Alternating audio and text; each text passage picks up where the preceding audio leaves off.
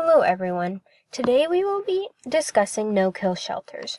Our group number is number 1, and in this presentation we will be arguing for no-kill shelters and supporting the no-kill shelter movement. My name is Elizabeth Franson, and the other presenters are Jasmine Duran, Brianna Dawn, Elizabeth Skidmore, and Joseph Aquino.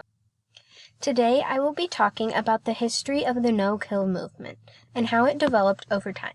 The story begins back in 1785 when early laws were passed to control dog overpopulation and keep stray dogs off the streets.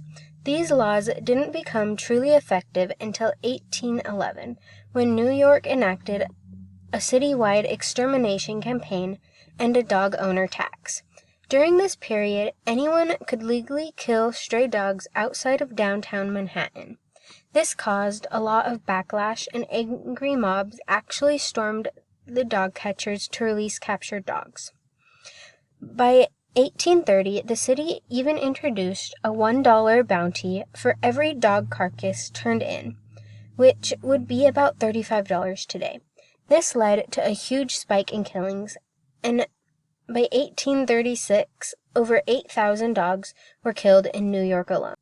In 1851, the first official dog pound was created. The Dog Bureau at the time captured any dog without a collar or muzzle. Owners only had 24 hours to claim their dogs, and sadly, only about 5% were reclaimed. At sunset each day, any remaining dogs were drowned. In response to this cruelty, private humane societies stepped in. They created early cage and kill shelters, which provided more humane methods for euthanizing homeless animals. However, even these changes didn't solve the overwhelming pet overpopulation issue. This cycle continued for nearly a century until people eventually realized that preventing unwanted litters needed to be a major focus. By the 1930s, small groups and individual advocates began pushing back against routine killings. The first spay and neuter campaigns and early life-saving efforts began. In the early 1990s, Richard Avanzino, the president of the San Francisco SPCA, helped San Francisco become the first true no-kill city in the country. In 1995, the first national no-kill conference was held. From that point on, the movement continued to grow, and by 2019, the number of cats and dogs euthanized in shelters dropped to below 1 million, a major milestone in animal welfare history. The no-kill movement is based on a definition created by Linda Furrow, the founder of the first national no-kill directory and conference. She explains that the movement is made up of caregivers and organizations that focus on giving animals the best chance at life. Their main goal is to save animals' lives whenever there is a quality alternative to killing. They work within their resources to provide high-volume adoption, lifetime care, foster programs, rescue, spay, and neuter services, and federal cat management. They only perform euthanasia when it is clinically necessary or when an animal is too aggressive to be safely rehabilitated. These organizations aim to care for animals in a humane, healthy, and comforting environment. They also encourage the public to take responsibility for their pets and help reduce the number of animals entering shelters in the first place. Hello, my name is Jasmine Duran, and I'll be presenting the ethical aspects slide. So, Tom Regan, actually an animal rights activist, exemplifies the idea that animals should not be treated as if they are disposable beings.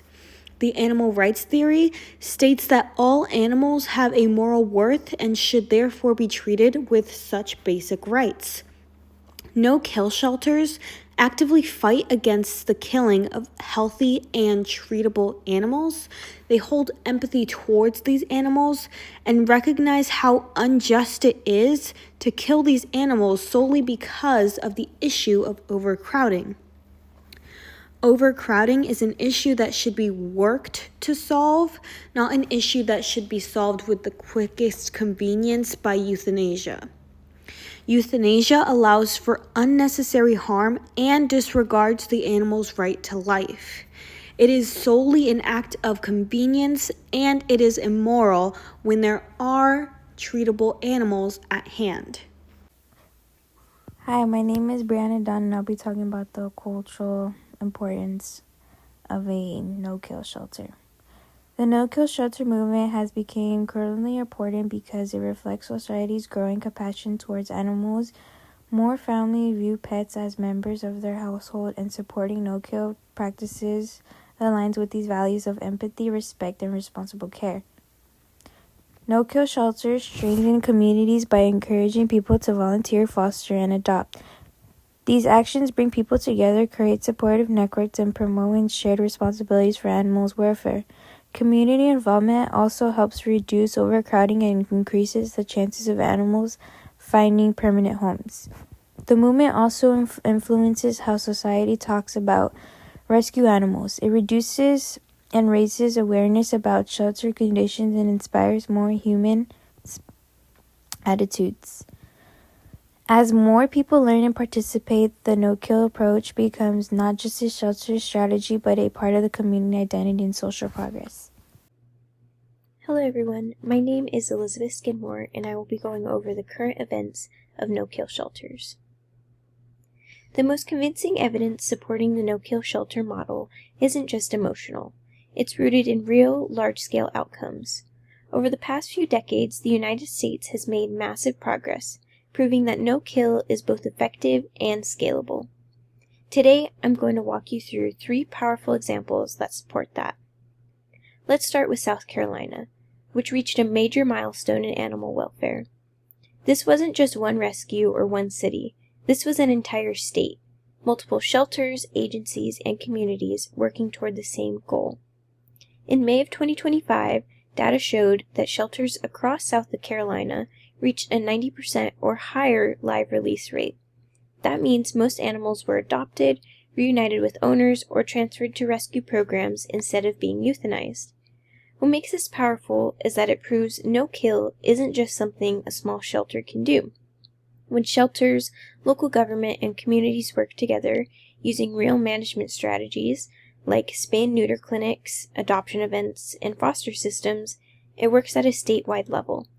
So this tells us that no-kill isn't just a dream. It's already practical when the right systems are in place. Now moving on to an even wider look, let's look at the national picture. In the 1980s, around 17 million dogs and cats were euthanized every year in the United States. Today, estimates are closer to about 400,000 a year. That is more than a 96% reduction. And this didn't happen randomly. This drop is tied directly to the spread of no-kill strategies. Strategies like microchipping, expanding adoption programs, improving veterinary access, and building strong foster networks. So when we say we support no-kill shelters, we aren't asking for something brand new. We're recognizing a movement that has already dramatically improved animal welfare outcomes across the entire country. No-kill isn't just humane, it has already proven itself to be sustainable over time. And finally, let's talk about the city that many people assume would struggle the most with no-kill, Los Angeles Animal Services. This is a massive, high population area with thousands of animals entering shelters every year. Yet, despite the high intake, LA has maintained 90% or higher save rates for multiple years in a row. But they didn't do it by just keeping animals alive in cages. They invested in real animal science and animal management strategies, things like behavioral rehabilitation for anxious dogs, medical care for treatable illnesses, foster systems to reduce overcrowding, and strategic adoption campaigns that engage the community. This directly challenges the claim that no-kill only works in small towns or wealthy neighborhoods. LA proves it can work long-term, even in one of the largest shelter systems in the entire United States, when science-based planning is used. One more key piece of evidence we can't ignore is the rise of foster programs. Across the country, many shelters are now placing 30 to 50% of their adoptable animals into foster care instead of kennels. And why does that matter? Well, it's because overcrowding is one of the biggest causes of euthanasia. Not cruelty, not neglect. It's literally just because there's not enough space. When animals spend time in foster homes, they experience less stress, which improves their behavior, better health, because disease spreads less in homes than in kennels, and higher adoption success, because animals are more socialized and happier when they're not living in a cage. So fostering saves lives twice. It protects the animals in homes, and it frees up space for the animals still entering the shelter. So at the end of the day, no-kill shelters are not just an emotional stance.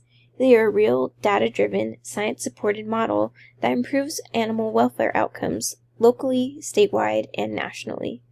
Whether we look at a single city like Los Angeles, a statewide system like South Carolina, or the country as a whole, the trend is the same. Animals do better when we commit to protecting treatable and adoptable lives using structured population control, behavior care, and community involvement. No-kill isn't just what we hope will work. It's what has already worked and continues working when we use science-based planning and compassion together. My name is Brianna Dunn, and I'll be talking for No-Kill Faculties Current. Los Angeles removes a no-kill shelter status in 2025, reporting life release rates above 90%. For the 7th year, with an increase in foster participation across the city, Austin Animal Center releases 2025 data showing a 96 slave rate, highlighting new 2025 behavioral programs that help long-stay dogs get adopted. New York announces 2025 statewide investment in shelter modernization funds for improving no-kill instructors and expanding low-cost spray/neuter services. Population control and methods. One of the leading justifications for euthanasia includes the issue of overcrowding and overbreeding. The issue of overcrowding can be solved with convenience through euthanasia. However, this method is inhumane and immoral. The American Society for the Prevention of Cruelty to Animals recognizes that the only humane method to population control is the sterilization of owned pets. This society holds strong support of spaying and neutering as an effective means to reduce shelter intake. With more communities and societies who are knowledgeable about the benefits of spaying and neutering your pets, the more likely that the population in shelters will actively decline over time. There are more ethical solutions to euthanasia that most no-kill shelters strive to achieve. The first, adoption; the second, rehabilitation; and the third, community engagement. These are all major ethical goals of no-kill shelters. If the community actively works together to achieve these goals, the rates of euthanasia use will likely drop significantly. They work to treat the sick animals back to full health and get them ready for adoption. They work to rehabilitate animals with behavioral issues, and they also work with the community to educate those on overpopulation and solutions to solve that problem specifically. I'm Joseph Aquino, and I'll be covering the knowledge of material. The no-kill movement focuses on giving healthy and treatable animals a real chance at life. Earlier slides underline how adoption, fostering, and spay-neuter programs reduce shelter intake and euthanasia. National and statewide data proves that no-kill shelters is sustainable in both small and large communities. Overall, the movement's history and current progress shows that no-kill is an effective and humane approach to animal welfare. Now covering informed opinion and summary. The evidence shows no-kill shelters are both ethical and achievable when communities really do stay involved. Major drops in euthanasia rates prove that coordinated programs truly do save lives. No-kill practices benefit shelters, animals, and families, reflecting compassion and responsible care. And in opinion, expanding no-kill efforts nationwide should remain a top priority because the results really do speak for themselves. Here are the references we used throughout this presentation. Thank you for watching, and feel free to pause here if you'd like to look more closely at any of the sources.